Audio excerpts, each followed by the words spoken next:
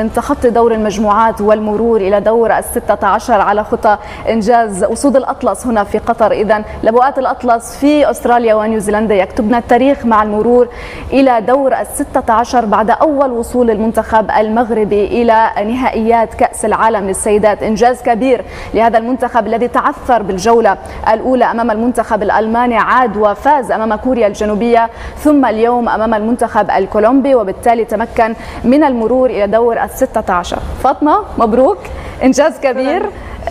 المنتخب المغربي الذي كما سبق وذكرنا تعثر بالجولة الأولى الآن إلى دور ال16. تحقق الحلم، تأهلنا، دخلنا التاريخ. لبؤات الأطلس فعلنا هناك في أستراليا.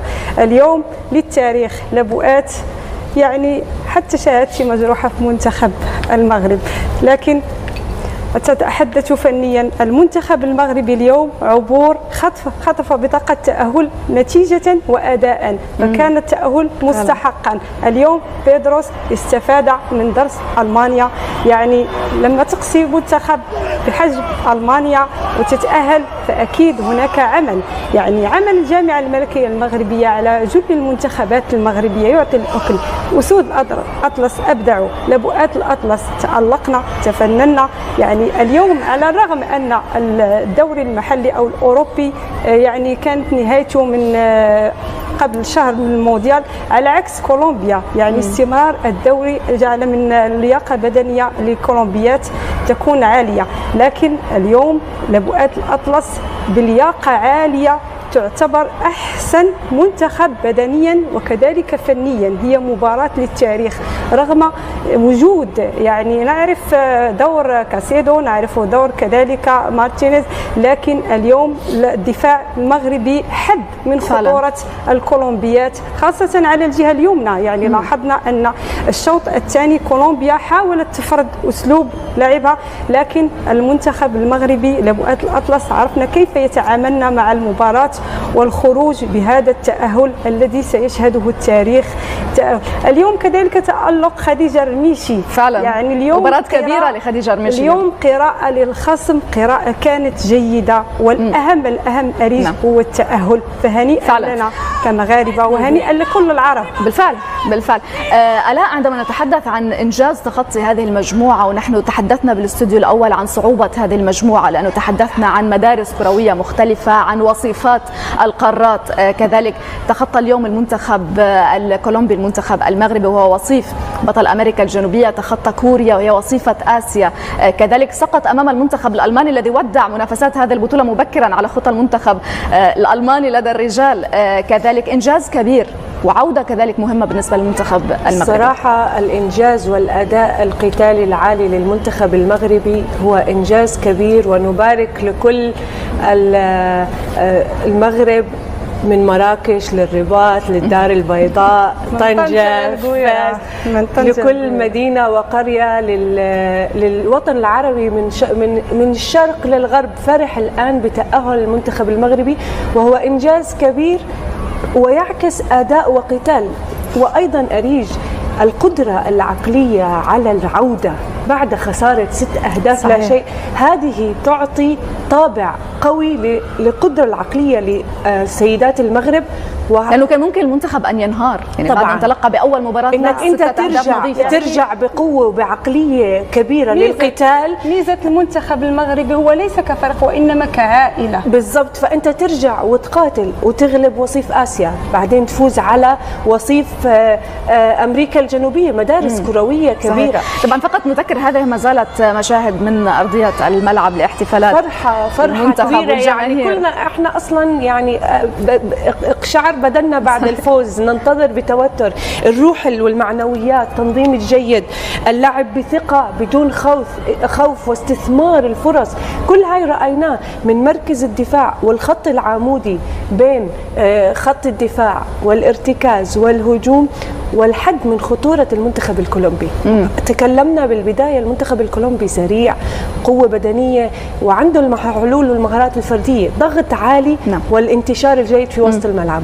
ألف مبروك، الصراحة شيء يعني يرفع لهم القبعة، فخر واعتزاز.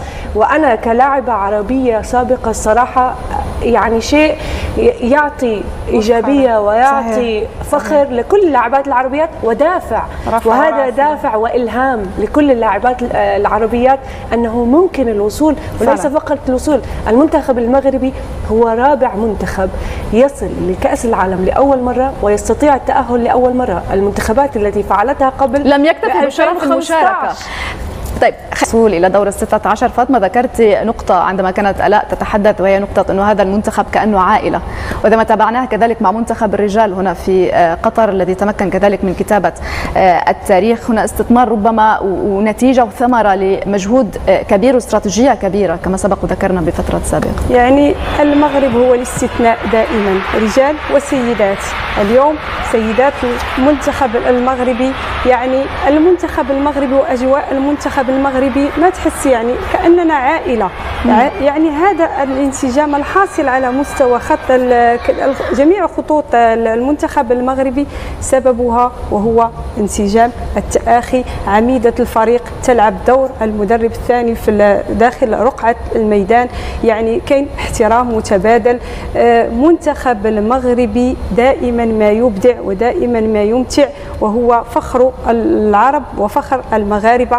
لكن يبقى أنا أريج كنت أتساءل، يعني المنتخب المغربي المونديال أكيد بأيقونات المغرب ولبؤات الأطلس أعطى طعم خاص، لكن أتساءل دائما ماذا عن العالم بدون مغاربة؟ المغاربة هم الاستثناء، دائما ما نحقق الاستثناء. جمهور مغربي راقي حضاري، يعني أتخيل الفرحة الآن في الشوارع المغربية من طنجة لقويرة، الفرحة ستكون ليس فقط في المغرب، في كل الوطن العربي. أكيد يعني لا ننسى المؤازرة العربية، يعني نحن فخر العرب، لكن الأجواء المغربية تبقى استثنائية.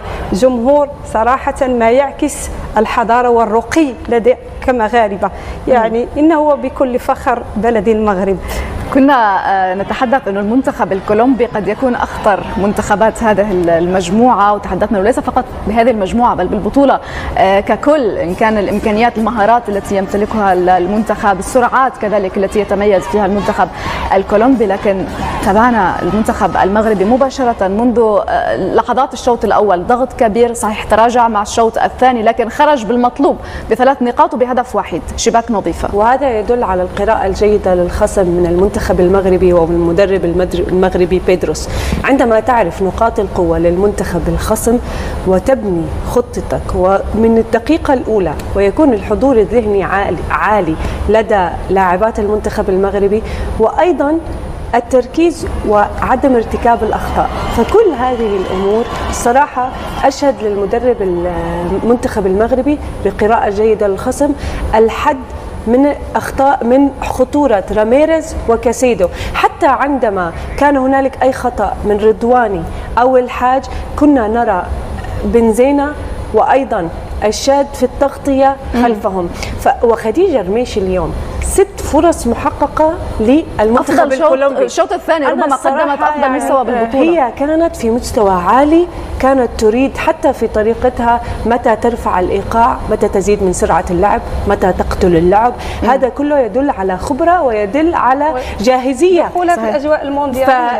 فرأينا ارتفاع مستوى. وفاطمة، شوفوا هذه اللقطات من الملعب، احتفالات لاعبات المنتخب المغربي مع الجمهور الكولومبي، ليس فقط يعني مع الجمهور المغربي. المنتخب الكولومبي أيضا تأهل، يعني صحيح، هو تأهل بصدارة المجموعة. وطبعا المنتخب الكولومبي بدخوله كأنه هو عنده 6 نقاط، وكان في راحة، لكن رأينا في آخر 10 دقائق كل التوتر. المنتخب الكولومبي يريد التسجيل والضغط، لكن يضمن الصدارة كذلك. لكن لاعبات المنتخب المغربي الصمود والتركيز كان حاضر حتى في نهاية المباراة.